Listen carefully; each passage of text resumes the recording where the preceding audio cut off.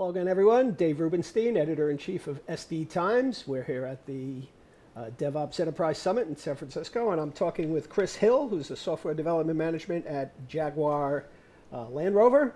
I know you spoke earlier today on context switches in software engineering. Mm-hmm. So for the people who couldn't be here and attend your session, why don't you give us a little recap? Yeah, sure. So I talked about three different things. The first thing is the various types of penalties and the levels of penalties that are associated with context switching within software engineering. As an engineer, as you get interrupted, realize that there is a context switch penalty that your brain plays on you essentially every time that you're faced with a higher priority item. Another one is what types of context switches we feel within Jaguar Land Rover, specifically in the infotainment section.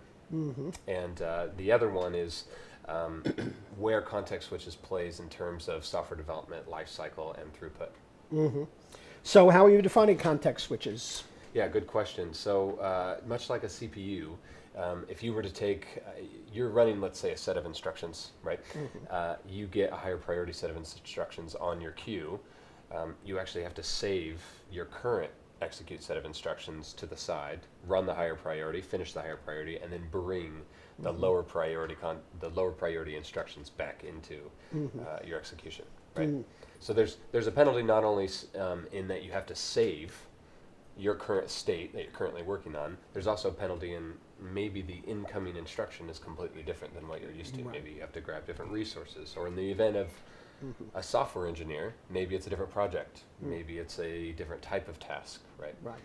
So we should talk more about identifying these or how to mitigate the situation? Yeah, that's a really good question. So I go through in the talk, I talk about should we avoid higher penalty context switches altogether? And the answer really is it depends. If you can keep the specializations efficient enough for a longer term strategy to ensure that they always have work, it doesn't actually make sense to ask individuals to be cross-functionals themselves. It's much more advantageous to be cross-functional across your teams. Does that make sense? Yeah, absolutely.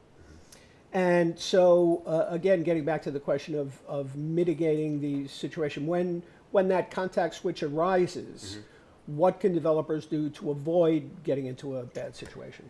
Really good question. When you're sitting at your desk, let's say you're completely in the zone, right? And somebody comes up to interrupt you, it's next to impossible for them to understand whether or not their interruption is of higher priority than what you're currently working on, right? So the easiest answer is to just separate yourself from that environment, right? Ensure that nobody can interrupt you. Go into a separate room, right? This is where the open floor plan kind of falls apart. This is where staying from home has a big benefit, right? So that's probably one of my recommendations. Another recommendation is the culture. If somebody has some sort of an indicator to show you that they can't be interrupted, listen to them. Right.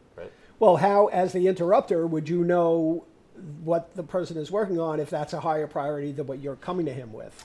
Theoretically, if the work in progress or the WIP is highly visible, the whole business should actually know what somebody is working on, because the whole business decides from a priority standpoint what's going to be more important to the end customer and what isn't, right? However, if that's not transparent, then you'll go up to anybody and interrupt because your initiatives you feel are more important than everyone else's. And I guess that's where some of the DevOps practices come in to raise that visibility on what people are working on and managers can track. Beyond just looking at a task board or something like that, but business also has insight into what they're doing as well.